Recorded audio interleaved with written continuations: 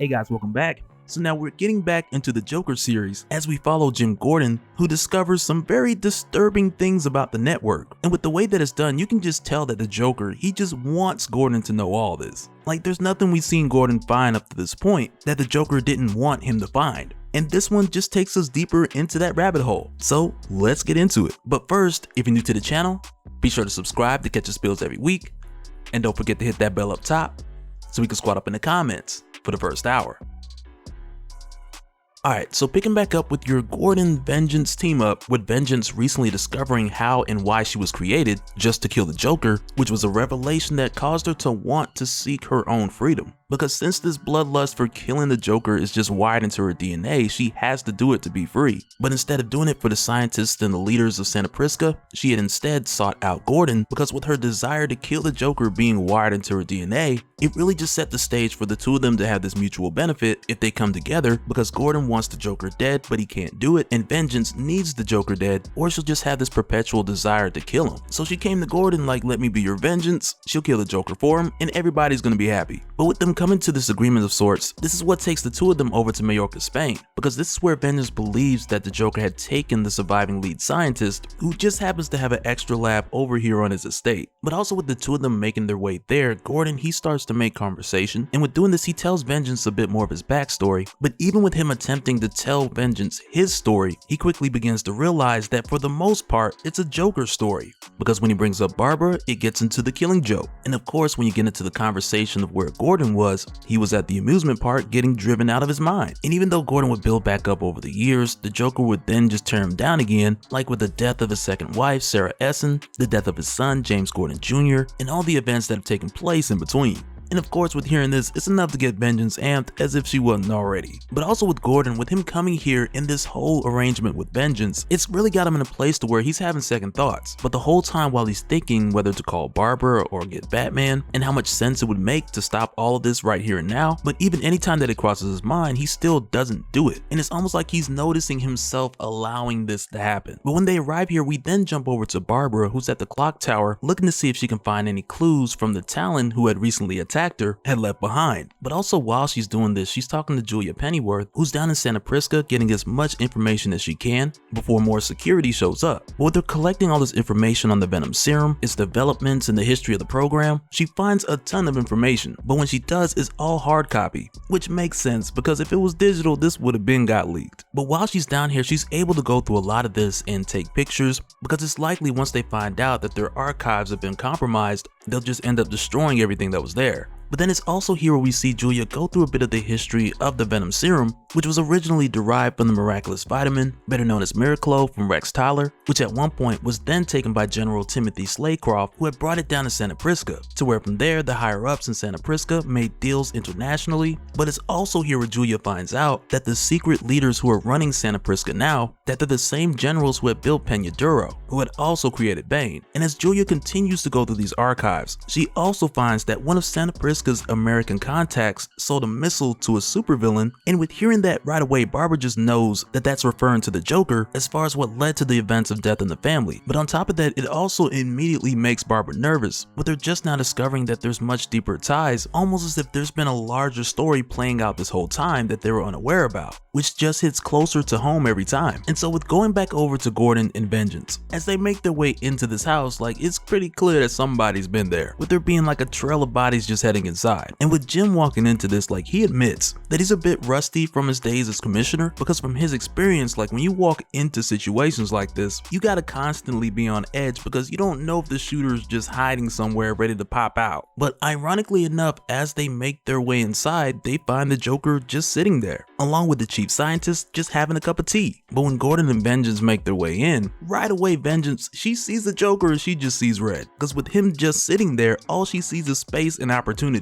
But with the chief scientist just saying orchard hammered obsidian, just like that, Vengeance is shut down, which as we find out was just a command that was embedded in her, but it's only effective for like 5 minutes and it's a one-off. But with Vengeance down, the lead scientist, he lets Gordon know that the Joker's wired his house with explosives, but now that Gordon has brought Vengeance here, the scientist scientist more or less has a bomb of his own with the clock ticking for her to wake up and go after the Joker. But he more or less just tells Gordon to stay out of this and just walk away and pretty much just leave the same way that he came, because what him and the Joker are discussing here is highly confidential and he'd rather this information not get back to Gordon's friends in Gotham or his new friend over at Interpol. But Gordon puts it together pretty quickly that this guy's a part of the network. And when this happens, the Joker tells the lead scientist that Gordon has figured out much of this already and there's really no need to keep any secrets here. And with the clock ticking, the doctor, he pretty much just opens up. And he lets Gordon know his name is Dr. Friedrich Baum. He confirms that he's a member of the network, and he invites Gordon and the Joker down to his laboratory to show them more of what he's been working on. And like the crazy thing is, as Dr. Baum takes them down into his laboratory and he explains some of the services that the network provides with his cloning, which include fancy ways to fake someone's death, and right away it's like, man, Detective Howells from Interpol, she was pretty spot on with her guess. And when Dr. Baum gives the example of like, say someone was locked up in prison for life, all he would need was like a DNA sample, some blood work, and some biometric scans, and they could create a duplicate of them and give that clone either a heart attack or an aneurysm, you name it. And in the case of a clean-cut death, it would simply just be case closed. But I can't help but think with getting this information that there were a couple clients from A-Day who more or less used this and got away, who may be still walking around now and looking like Nemesis.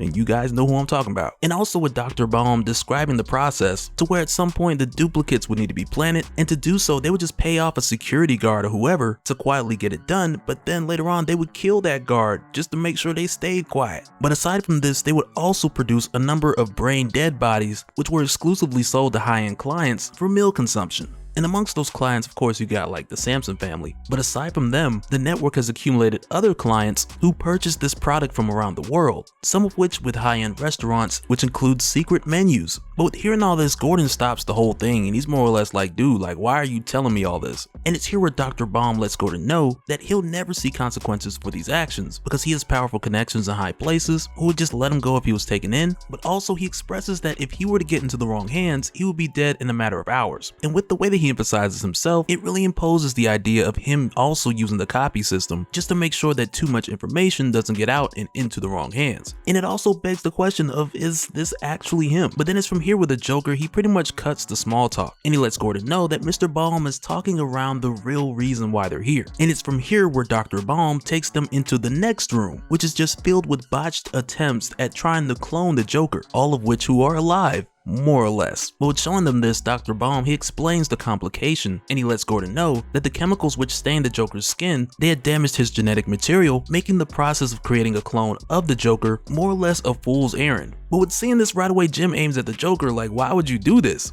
And more or less the Joker's like, I don't know, start a podcast and call it 3 Jokers. No, but really, the Joker tells Jim that he didn't want this. They did. And as it turns out, Dr. Baum, he tells Gordon that somebody paid him a significant amount to get this done. And even though he knew it was practically impossible, he still made the attempt anyway, and really just for the sake of accepting the challenge. But when they hear something crashing and making its way towards them, Dr. Baum is like, oh, that's vengeance. And it's here where he tells Gordon that she's pretty much the first of many manufactured villains that the network wants to release in Gotham as a way to advertise their services, with the world watching how their product holds up against Batman. And with hearing this, Gordon squeezes, but the gun's jammed, which more or less figures because he got that gun from Vengeance, and there's really no telling how long she'd been compromised up to this point. But when the crashing visitor makes their way in, it's not Vengeance, but instead it's Vicky Sampson, who right away kills Dr. Baum while also giving him complaints about the meat from like the manufactured humans they've been serving up, because she tells him that they lack the taste of fear of death in them. But ultimately she kills Dr. Baum because she believes that the network is partially responsible for the death of her Uncle Billy. But as this happens, Buddy Sampson, he then creeps up on the Joker. Vicky then drugs the Joker so that the two of them can take him back to their Uncle Sawyer so that he can do the honors himself and slow cook the Joker over a spit. But then with them making the Joker go night-night, they get ready to leave, but then Vicky's like, oh yeah, the cop. And she just tosses a knife into Gordon's chest, which totally caught me off guard, and I know he's surprised. But with Gordon bleeding out and going in and out of consciousness, he can only watch as the Sampsons leave. But just moments after they leave, he's then awoken by Vengeance, who is pissed because the Joker is gone. But Gordon tells her what he knows as far as the Joker being taken to Texas. But after that, she pretty much just leaves him there, more or less telling him, I'm sorry how this panned out, but just die knowing that you will have your vengeance. And right after that, she just walks out. And I'm sorry, had I been Gordon, I'd have had some slick words like, you just gonna leave me bleeding out. Like, I don't need vengeance right now, I need medical attention. But at this point, Jim, he then finally pulls out the phone. and he makes this call to Barbara, but as soon as she picks up, she just starts talking. And I know we all know that person who does that. But when she does start talking, she is saying something very interesting. And I mean, it's not more important than Gordon bleeding out right now, but it's close. Because for Barbara, while she was looking around searching for clues that this Talon had left behind, she had found some of his blood and she tested the sample to find the identity, which had happened to be a match for her deceased brother, James Gordon Jr. And I'm gonna tell you right now, if we get like a thorough return of James Gordon Jr. or even a genetically modified version who like still had the skill set but just wasn't a creepy psycho killer, like I think a new story for him could really go some places. But in the meantime, we got bigger problems because Gordon is bleeding out and we don't know if anybody gonna find him. And so now real quick, I want to give a special shout out to all the patrons. Thank you guys for all of your support. And for anyone who's new here who wants more information on how to support the channel, I got a link below so you can go to patreon.com/dopespill. But that'll do it for this one, guys. Let me know your thoughts down in the comments below and we'll do it again on the next one. All right, later.